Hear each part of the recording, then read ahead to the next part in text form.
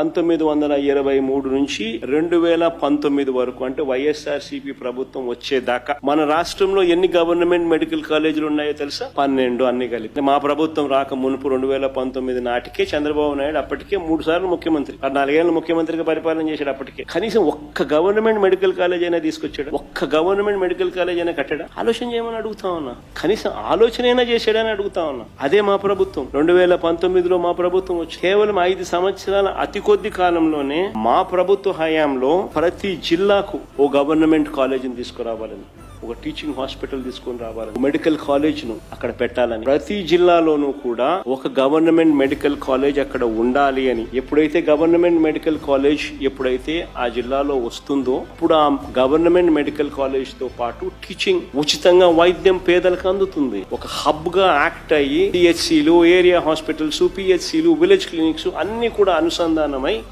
ప్రజలకు మెరుగైన వైద్యం ఆ జిల్లాలో మొత్తం అందుబాటులోకి వస్తుంది. నేను అడుగుతా ఉన్నా, దిస్ ఇస్ కాల్డ్ విజన్. ప్రజలకు ఏది అవసరమో, ఏది ఇంపార్టెంటో, ఏది ఖచ్చితంగా చెయ్యాలి అనే దానికి ఒక విజన్.